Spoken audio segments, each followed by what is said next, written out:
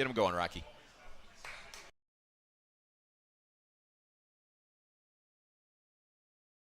Welcome. It's our Baylor Coaches Show live from Rudy's. What a great crowd here at Rudy's this evening. Thank you very much, and we've got a great hour planned for you. We will hear from Coach Dave Aranda, second half hour of the show. But join me in welcoming our leadoff hitter tonight, our first guest of the evening. Baylor softball coach Glenn Moore is with us. Glenn, welcome to you. Good to be here. Good to be here. Appreciate it. It is a good crowd, and I just want to encourage them to stay around for Coach Aranda. I know probably came for the first half. Yeah, we had that concern. Should we put you second so people don't get up and leave, it's kinda embarrassing. So, yeah. Happens every time Coach Aranda follows me up. So. You got to be used to that, though. Yeah, I am. All right. Well, glad you're here in the fall. That's our starting point. What are you and the team doing here in the fall? Well, we've been doing a lot of individual work, and now this week we started our 20-hour week. So we started on Saturday, and we 2 or 3 practices, and we're going to play a game tomorrow. Yeah. So throw them right into the fire right away. But a lot of recruiting, too, and we got a big recruiting weekend coming up. Take them to football games and let them see the Bears play and have some fun with them and hopefully win a few over. Very cool. That sounds great. Have you had your traditional county fair? That's complete, right? We did. We changed it a little bit. I turned it over to Mike Winger. I shed a tear or two because the county fair was a tradition. And for those of you who don't know what the county fair is, the girls give it a different name that I can't say on the air. But the county fair is our conditioning week where we really whip them into shape. And we turned it into a little different event called the Bear Trials. So Coach Winger did a great job of putting that together, and the girls are in much better shape than they were a week ago. Either that or they've quit the team by now. Yeah, one of the two. I missed the county fair, though. That was kind of a staple of the fall. Yeah, it was. We've done that for years and years. And so, we kind of it's just the county fair is a series of events that really test not only their conditioning level, but also lets them break down some barriers. And I think they become a team at the end of it. And Coach Winger did a good job of putting something in place to kind of replace that. Very cool. That's great. All right, so you got the 20-hour-a-week practices that are starting now, and you've got some scrimmages, and one tomorrow against Temple College. Yeah, we have, the fall is a great time of the year for me. I enjoy it. We get to do a lot of coaching, and it's not a lot of pressure. You don't really worry about the score. In fact, we don't even keep score on the scoreboard when we play here. We just get out and move kids around, free substitution. You get to move kids in and out, see kids play at different positions. Now, there's pressure for them because they're competing for a position, and you don't really want them to become a team this early. You want them to fight for, that position and work harder. And we've had some great talent out there, so I think they're getting better every day. It's been a lot of fun. It's been hot. Nice to see some cool weather roll around. But we got that turf, and that turf is really hot. Yeah. Jumps up about 20 degrees on it, so that helps you get in shape quick. I'm getting a little old for that, but it's been a good fall so far. We've got a lot of work done so far with our hitters and infielders and pitchers, so pretty happy with where we are. All right, what's the roster look like right now? Katie Gilmore says 15 returning players, 9 returning starters. It's a real good core coming back. Yeah, I didn't know all that, but we have some new ones too. But last year I think we finished the last tournament we were in ISC. We had almost all freshmen and sophomores, so we were basically a junior college team, and finally started hitting on all cylinders. Lost a lot of close games. The teams that finished ahead of us, the top 3 in our conference, finished 1, 2, 3 in the World Series. So I think 9 of the 10 losses of our 10 losses were to the 3 top teams in the country. Wow. How about that? But you were right there. You played, I remember, a lot of close games and obviously a really tough schedule. Yeah, we did. We didn't play as well and let some slip away. Well, like you would think with a young team, you're going to make some mistakes. And then we had some injuries that we've dealt with, it seems like forever, in the circle. Lost Dari Orm in the Big 12 tournament, fielding a ball in batting practice, split her hand open, and was not able to pitch in the Big 12 tournament. Got her back for a little bit of the NISC, but only 4 innings, and she wasn't fully recovered then. But, really, really thought this team grew a whole lot over the year, and we certainly didn't finish as well as we wanted to, but we were very young. So I'm excited about where we're going. Still a young team. Not a lot of seniors on this team. So prospects look good. We just have to get better every day. I want to talk about the newcomers to your team, the additions this year, but let's talk about the NISC. That's how you ended the season. Am I correct to say that's like the NIT for college softball? You didn't make the NCAA tournament, but you made the NISC, and you went and won it. You went 4-0. It's the NIT, WNIT. It's a tournament that is growing in prestige, and it's I think it's only going to get stronger. So we had some great competition out there. Some of the teams that, as you know, in the field of 64, you're not looking at 65, 66, 67 because you have the automatic qualifiers that get into that tournament. So you have some pretty good competition. Probably the pitching overall is a little bit weaker, and we exploited that. We hit a lot of home runs. I think we hit 8 home runs out there and swung it really well in 4 games. And the girls want to go back to Colorado and play there. Yeah, they like that, huh? Yeah. Well, that was good. And you sort of, you kind of wrestled with the decision of even accepting a bid there. And I remember you talked to Coach Drew about the basketball experience when they went into the NIT and went and won it and the benefits of that. I did, and he was a great asset because once you establish an expectation of going to the NCAA tournaments, that's anything less than that is not acceptable, really. But we felt the age of our team being so young and the opportunity to get it, kind of looked at it like a football bowl game where you have an opportunity to get more practices in now that you can because you're able to play that bowl game. Same way with us. We got 11 more practices in, very intense practices because we were determined to make the most of it. So we probably had some of our best practices. Girls bought into it. Really proud of them. We let the girls vote on it. Do you want to go? Do you want to accept this bid? Not 100% were bought in, but the ones that were not totally bought in once the team decided to go. So we go over there, and they play really well against some good competition and represent Baylor really well, and we got better as a program. So not often, as Coach Drew said, there's only 2 teams that finished the year undefeated, the winner of that tournament and the winner of the NCAA tournament, and we were one of 2 teams who went undefeated out there, and now we're starting this season with 4 wins. Yeah, How about that? Yeah, that's right. Does that count on this year's record? I don't think so. But it was a good way to finish the year. Would you do it again, or is each year just different, with the makeup of your team and how the season's gone? I would encourage it. I've had many coaches ask me about our experiences. Even Power 5 teams ask if I would recommend it. And Sure. I highly recommend it, but I think every situation is different. Yeah. I think if our expectations are to be in the NCAAs every year and we have a team that really should have been there, maybe it's a different story. But the youth of our team needed that. And it was a risk, John. You go out there and you're not bought in, your team's not playing well, they don't want to be there. You waste a lot of money because it's not you're out there for over a week.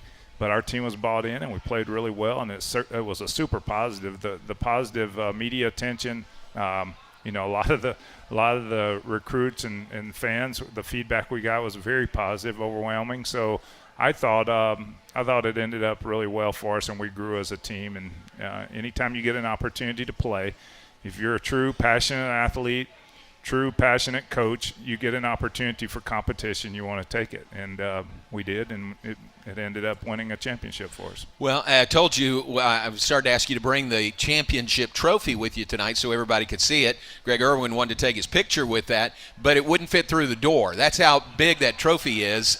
So you'd have to go to, where is that? Is that in your office? Is it out? It's in my office right now, yeah. It takes up some space, doesn't it? It really does, but that's where I meet with the recruits, and I want them to see a lot of trophies. Hey, there you go. Yeah. I like it. All right, we're off and running on the Baylor Coaches Show. Let's take a break, and we'll be back with more in just a moment. We are live at Rudy's Real Texas Barbecue. We'll take a break and return with Coach Glenn Moore right after this.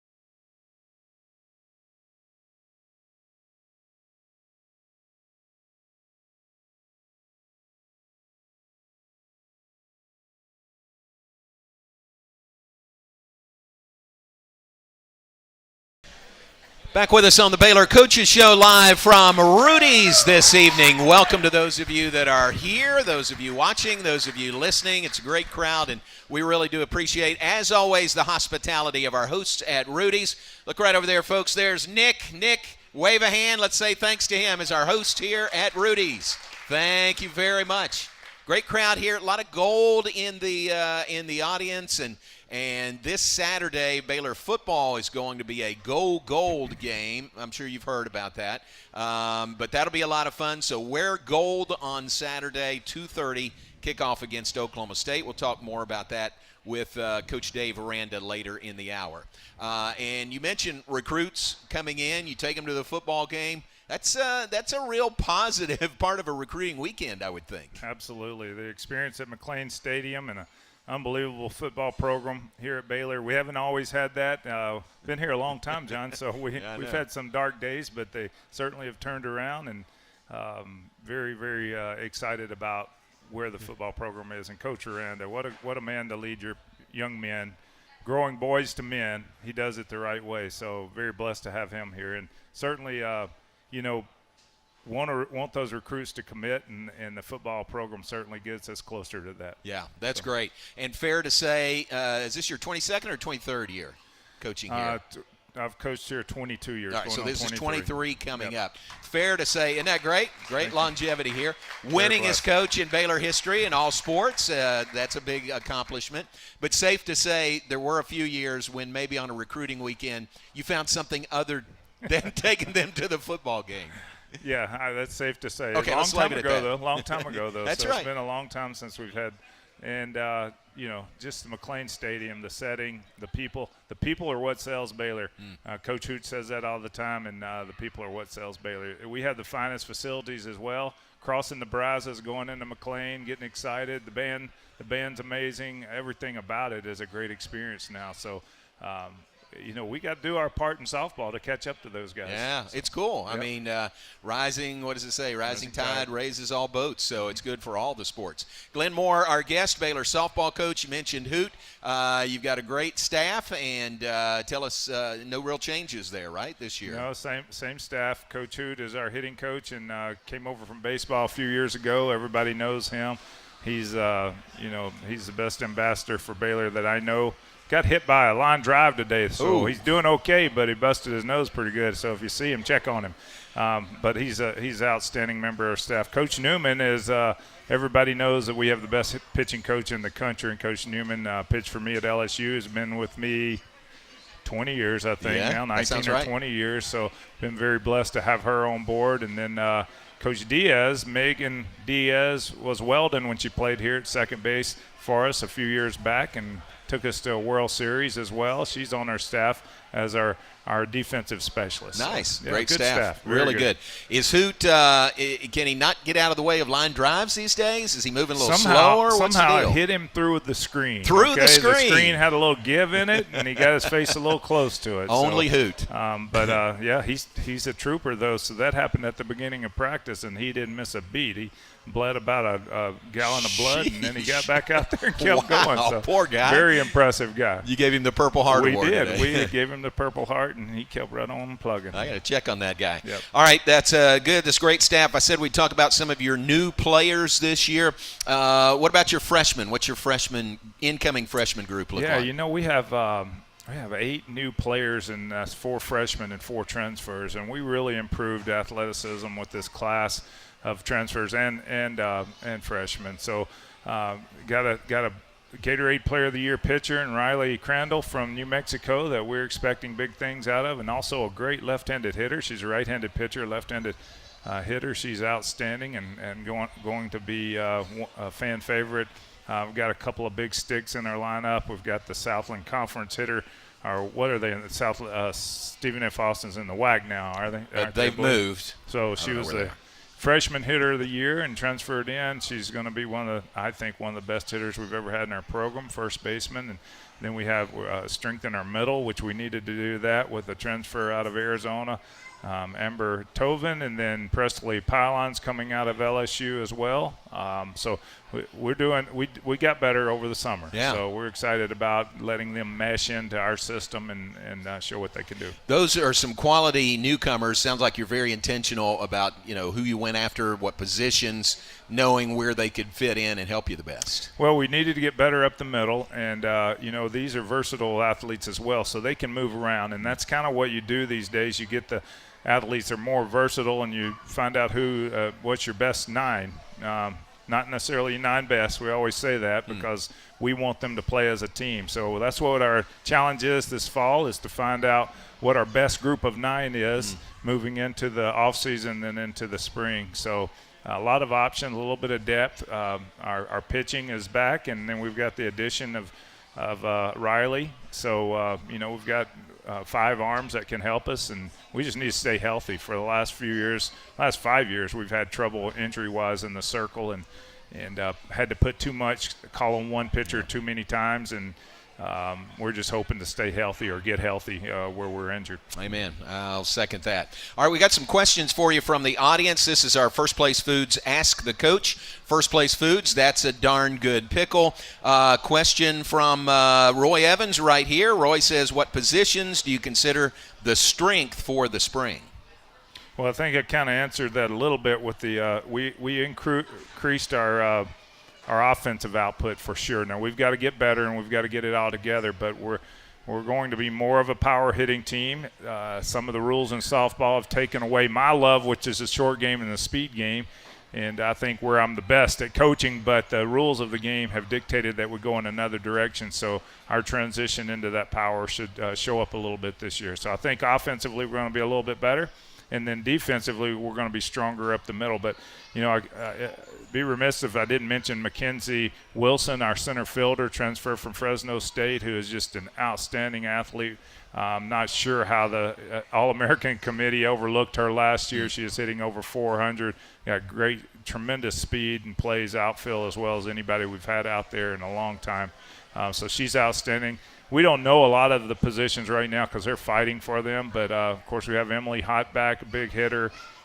We've got 2 or 3 options that can just really drill the ball this year. So a lot of that, what they do offensively, will dictate where we plug them in defensively. Very good, Roy. Good question. We got some pickles for you, some Hunt's private stock pickles. Another question from Cody. Cody says, and we talked about this earlier, but what did your team do besides softball at the end of the season, that NISC tournament in Colorado? Yeah, well, anybody that knows me that knows I like to have a little bit of fun with the team and let them enjoy wherever we go. We're going to find something fun to do. And we had kind of practiced ourselves to death. We'd had a few rain delays, and we went to practice one day, and I think this is where he's going with it. We went to practice one day, and they were just tired of practicing, ready to play. And I just asked them if they wanted to skip practice and have something fun, do something fun. And I thought they'd go to a movie theater and see a movie or something. But no, they picked going up in the mountains and riding ATVs. And, I would say it's a big mistake. It ended up being a great memory. Katie can tell you. We had a lot of fun, but it scared me to death.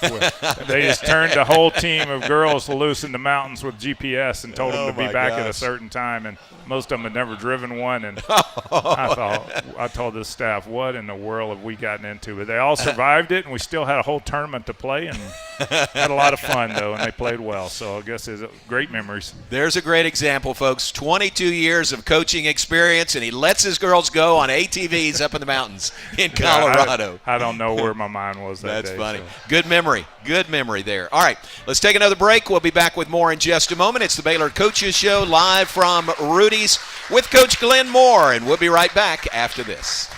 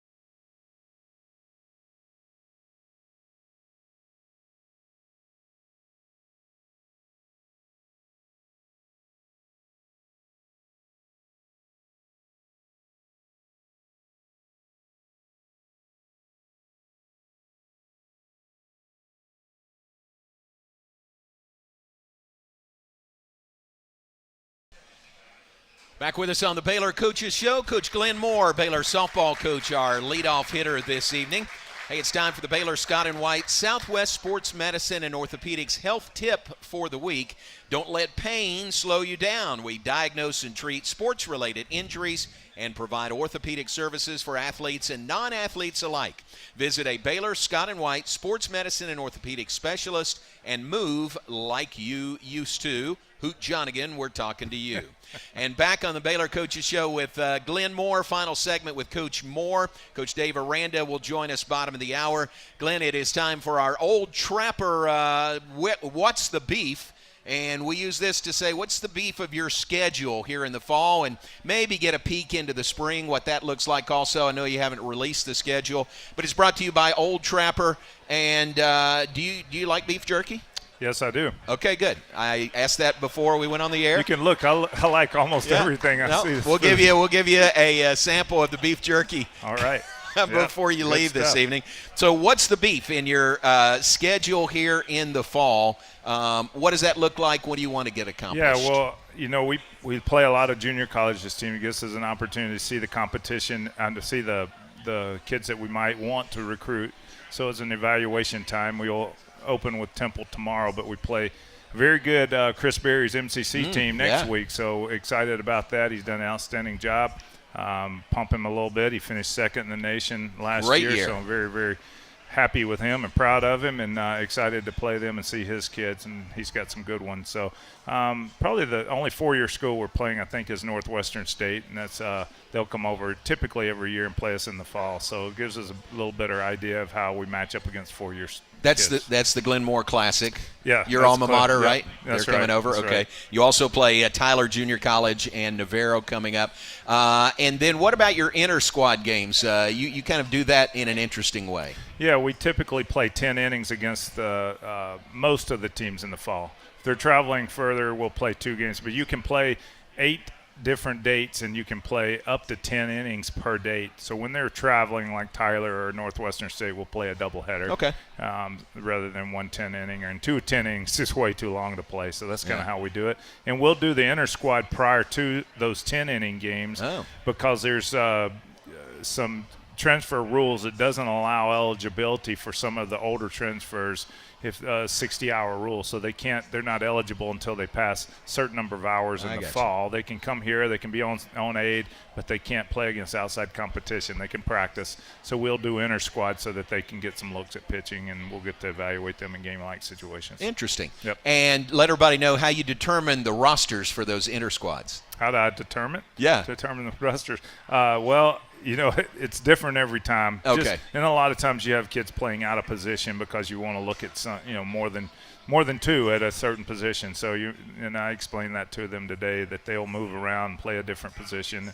We're just looking for knowledge of the game too. So we don't expect things out of a right fielder that has to jump in and play second base. So we know where the expectations are, but really wanting to see at bats and see how they swing the bat, and just how cohesive they are with the team. Cool. And these are free, open to the public. Somebody wants to come watch you play Temple tomorrow, MCC next week.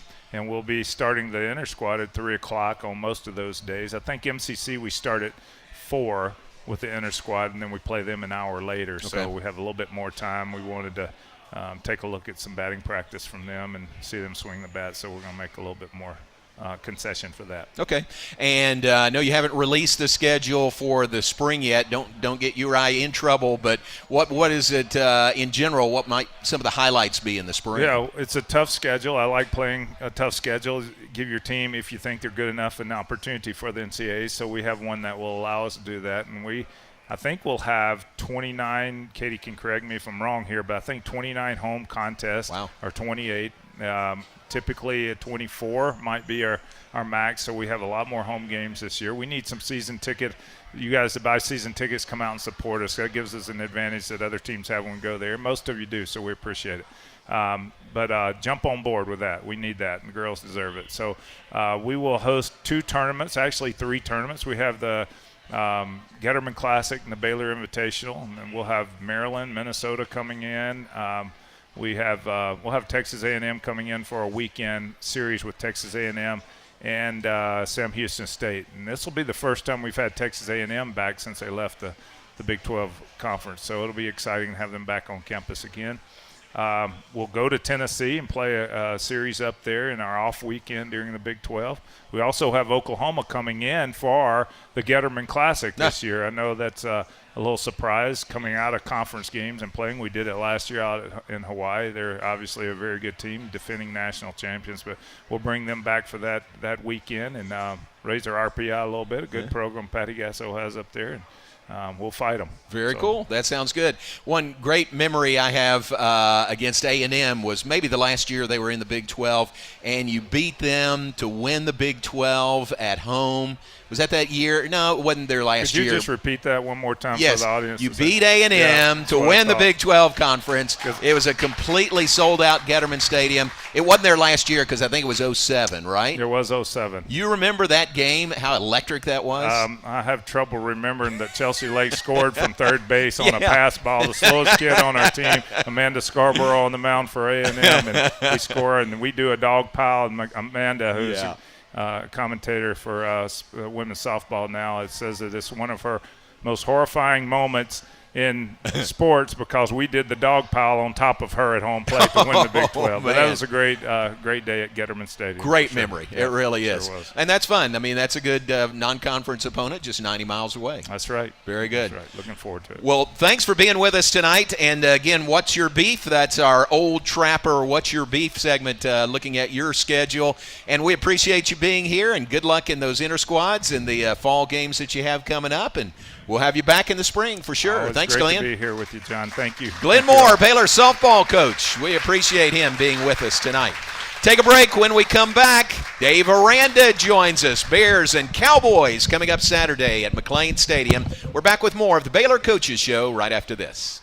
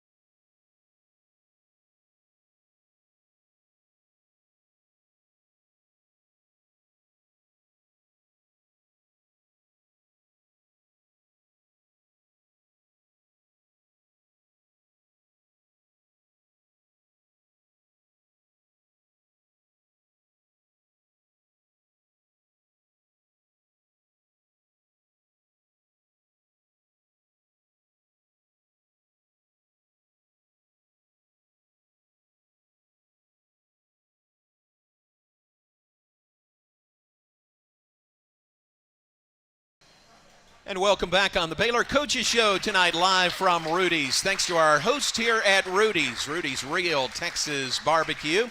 Bottom of the hour, let's switch gears. Folks, welcome in Coach Dave Aranda, Baylor head football coach. Welcome to you. It's good to be here. Just off the practice field and here with us. Thank you very much for being here. Congratulations. What a great win on the road over Iowa State. Tough place to play. Great way to open Big 12 play with a road win. It was good to see. I thought last week was one of our better weeks. Now I think the week we're putting together now could be better. I feel like it is. But last week was really, you could feel there's games where you just feel the energy just kind of build. And you felt that going into it. And so there was a looseness but a confidence. You know, I think when you compare that to the week, a couple of weeks prior when you're going into BYU, there was a confidence but a tightness, and so I think it's all part of it, just the growth of the team. And I think there's certain times that you don't know till you know. And I think for me, just being a young coach, just trying to get ahead of it next time and be better.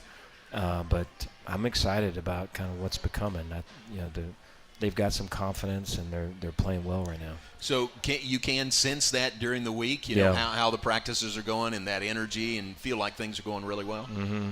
It's one of the best parts for me, just personally and probably selfishly. One of the things I love about being on a team is that you could just feel just the momentum. It's almost like a force field, man. It's like an energy. You could just feel it.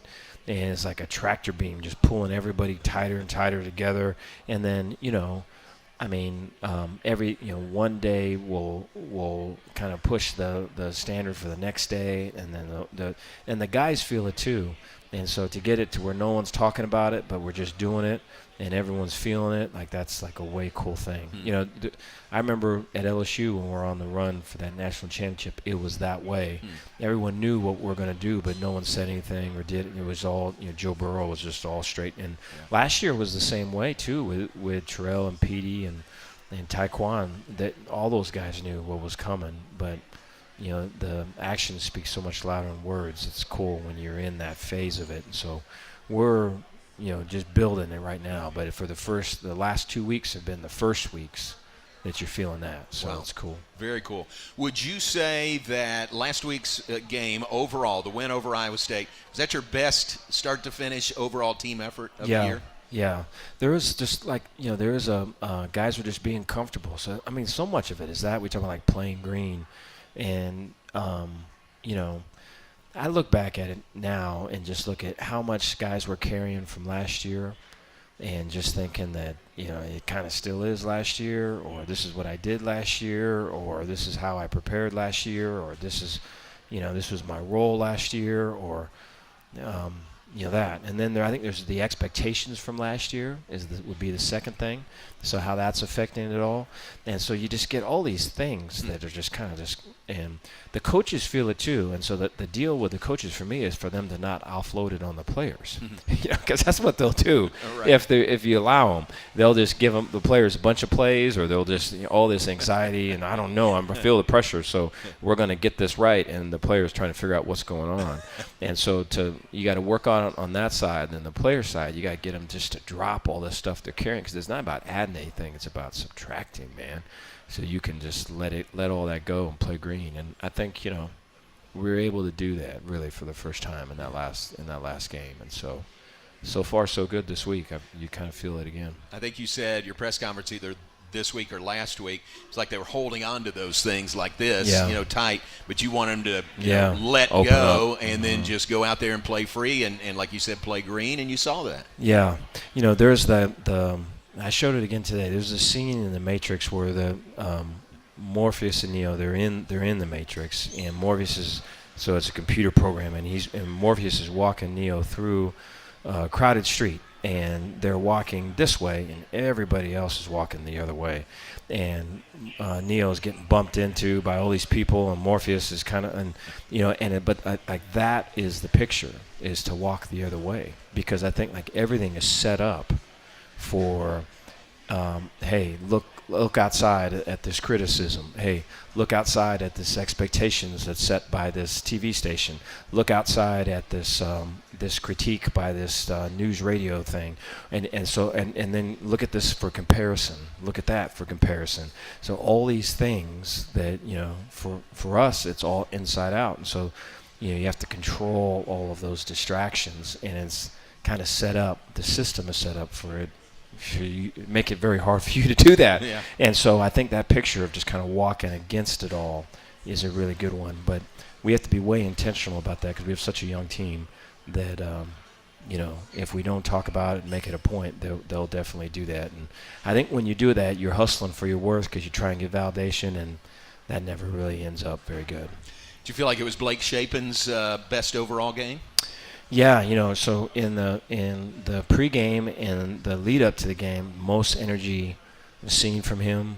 I think I look at it now in some of those earlier games. You can see how tight he was, and it is that way a little bit with us. There's so much youth. You're trying to see, like, okay, what is it like? Like, who are we like? What do we like? So you kind of have to go through it to really see it. And you're seeing, he's let his guard down now, right? And just a lot of emotion, and that was way cool to see. So I remember just looking at Sean. I go, look at our guy right there, man.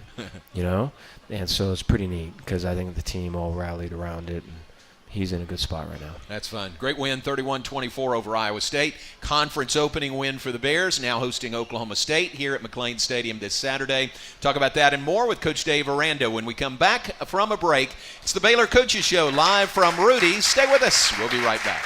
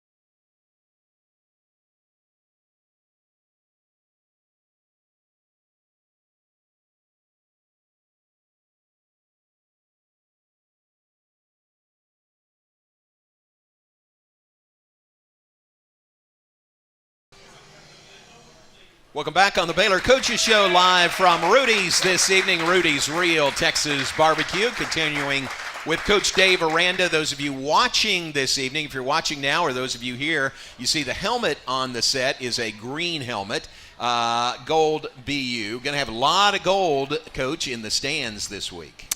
Way excited for that. I know our guys have talked quite a bit about that and just their memories of last year's gold out game and the years previous to that too, and so they're fired up for it. I think the expectation is really high, but I know that we'll match it. So excited for Saturday. Very cool. It's going to be great. Should be a great atmosphere on Saturday. We got some questions for you from the audience. Our First Place Foods Ask the Coach. First Place Foods, that's a darn good pickle. Mason right here. Mason's golded out. He's ready. He says, and I love this question, Mason. It's great.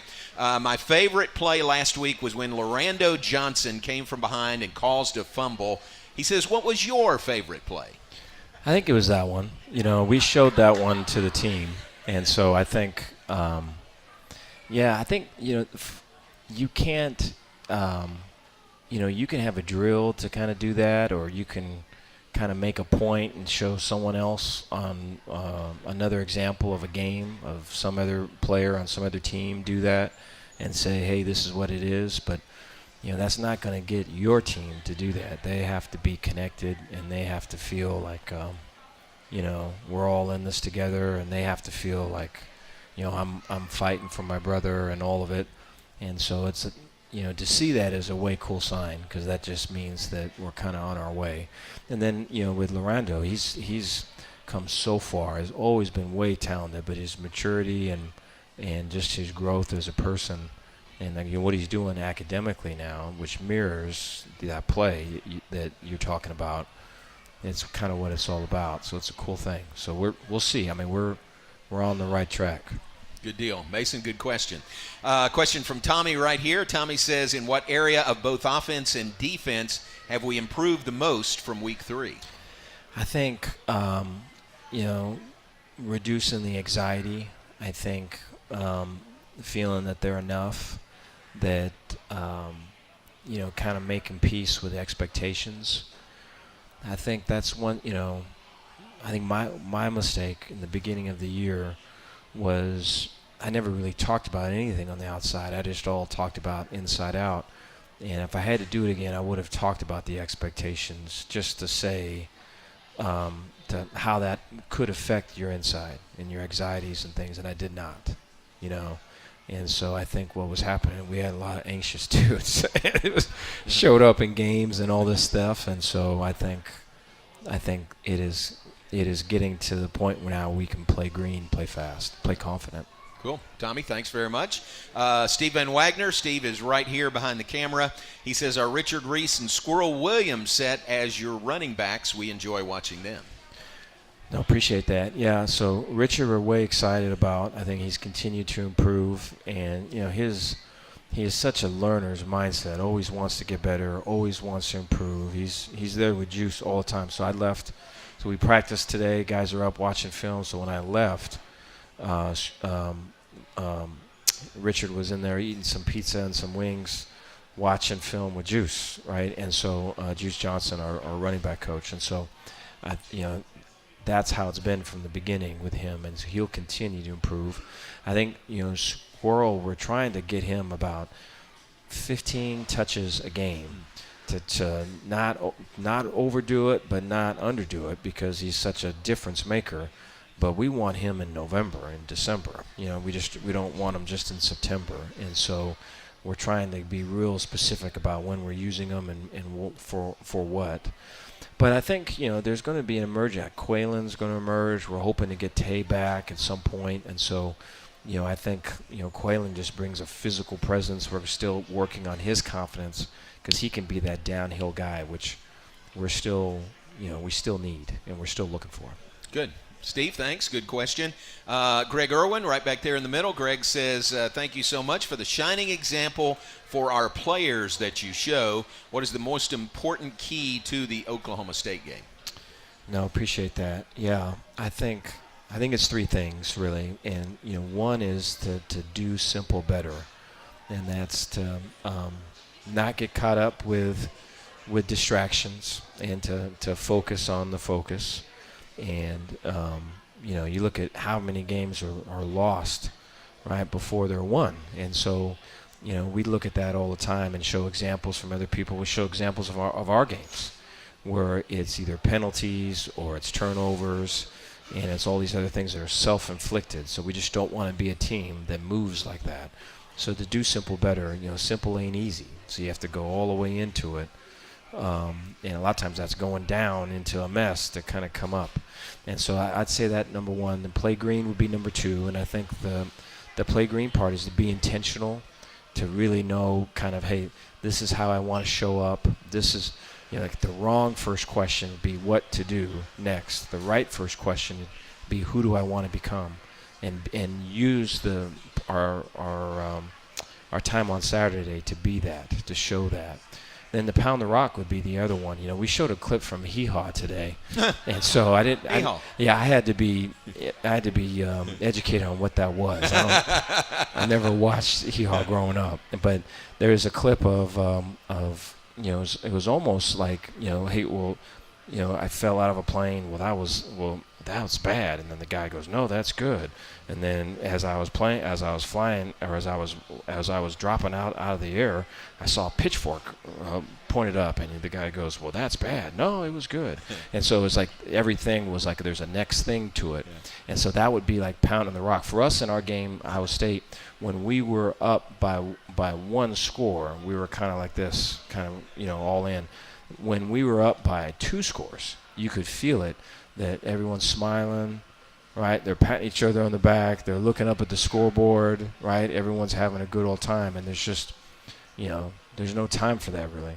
You have to, whether it's 1 score, 2 score, whatever. If that's your attitude when it's 2 scores, then you're basically begging the question for it to be a 1-score game again, And so I think that was some growth for us.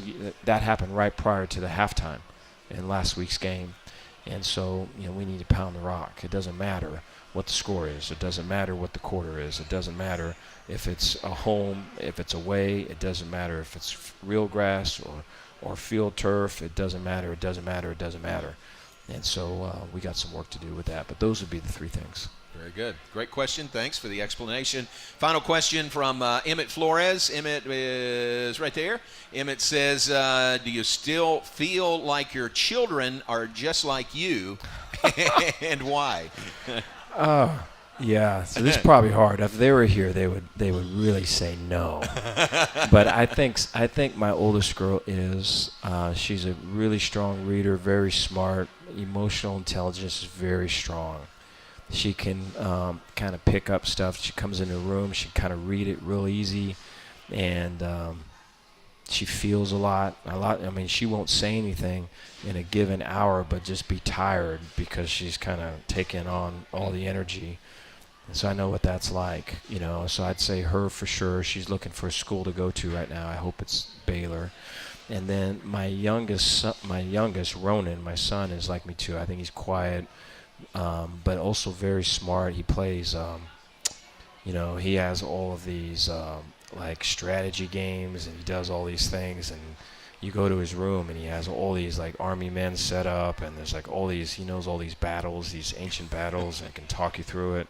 So I think there's like signs with all that. My middle girl is like my wife, and so she's the. It's got all the friends groups are going, and just the way talkative, and can have a conversation with anybody at any time. Yeah. That's great. Thanks for sharing. Appreciate that. Let's take a break. We'll be back. Our final segment with Coach Aranda when we come back. Baylor and Oklahoma State Saturday in McLean Stadium. Talk about that when we return on the Baylor Coaches Show.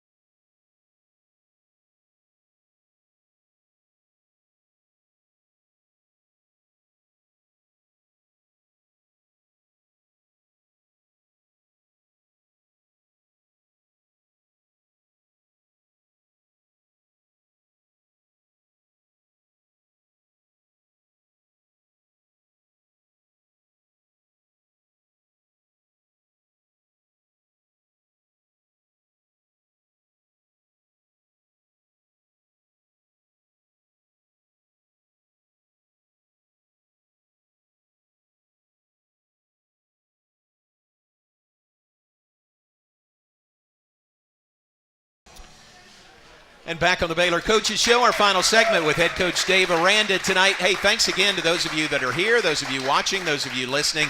And we appreciate Coach Aranda giving of his time to be here this evening.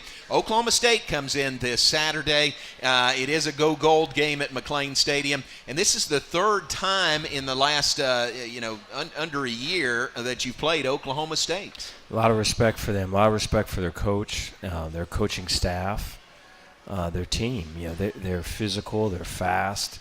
It just screams off the tape when you watch it. When you watch special teams, I think special teams is a great kind of indicator of team culture and all of it.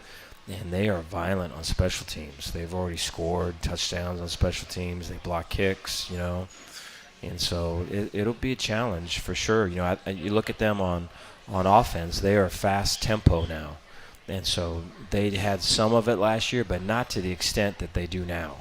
And so we played Ole Miss in the bowl game with tempo and everything. That coordinator is now at Oklahoma. Well, right now Oklahoma State is faster than what Ole Miss was in the bowl game. And so, tempo colors the whole thing. So it's new that way. Quarterback is real confident. He runs a lot. A lot of times the D-line's tired. 5-6 plays into a drive, and so then he'll just take off if the rush lanes aren't lined up. And so I can see that really being a thing for us. We got to be on it. Getting off the field on third down is going to be critical, so they don't get it going. Then for us going against their defense, their D-line, they've got guys on there like 24 years old. So there's some 5th and 6th year guys that are there, and so they've got some youth in the secondary and linebacker spots. But for us on offense, we have to run the ball. We've got to be able to take our shots when they're there. There's a lot of man coverage, more man coverage than we've seen in any game. Collected, if you put all the man coverage in all the games we played, put it together, Oklahoma State runs more man than what we've seen. Yeah. And so a lot of new things that way, but excited for it, man. The week has been good. Attitude's good. It's going to be fun. You said not only the tempo, but the team speed. They're fast. Baylor usually has the advantage. Yeah. This week. It's going to be, maybe a wash there. Yeah, I think so. Yeah, I think, they've got speed at receiver. They've got speed at corner, great length. They've recruited well. And then, their special teams is fast. And so I think, it's going to be when you talk Oklahoma State, right away there's a recognition and there is a respect, but there's also kind of a let's go, man, and so it's right where you would want it. And I feel like all of that is only growing just as this week goes. So I think we'll be at the fever pitch come Saturday. And final question, any carryover at all? I mean, it was December, but the Big 12 championship game, two different teams really from that time last year, but any carryover from that? No, yeah. So I've talked, so it's, just with just the whole organization, I've tried to say, hey, let's not post anything that has anything to do with last year's game. Okay. Sorry about that. No. Yeah, I think it's good. And then I'd say to the team, hey, there is some cool things that happened in that game, but like Jaron McVay made that play. And there's guys that helped, but Jaron made that play, right? Abram had that run, what was it? Drew caught that ball, Estrada. And so, like, those guys are gone now. And so that it's as much as, some of us were a part of that when it happened, but they did it. And so there's an opportunity for you to do it. So let's do that. Let's put our focus into that. And how we do that is by winning today, Wednesday practice, Thursday practice and all that. And so I just think anytime that we can give any form of, hey, positive self gratification or satisfaction without actually doing hard work, everyone will take that. So we have to eliminate all that. Yeah. So good. Coach, thanks. We appreciate you being here. Good luck on Saturday. Appreciate it. Look forward to it. Coach Dave Aranda. Baylor and Oklahoma State Saturday at 2:30. Back to wrap things up right after this.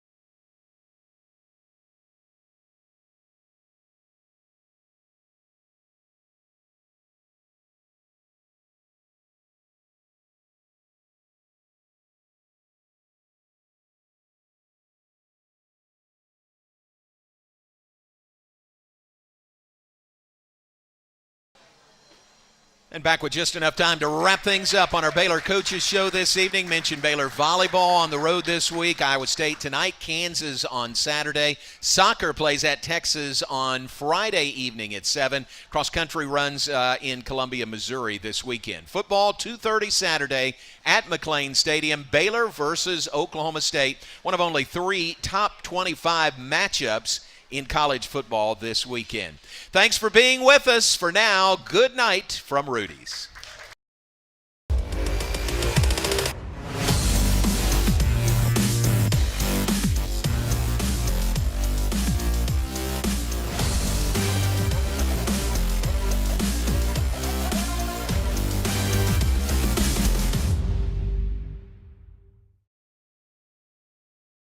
This has been an exclusive presentation from Learfield.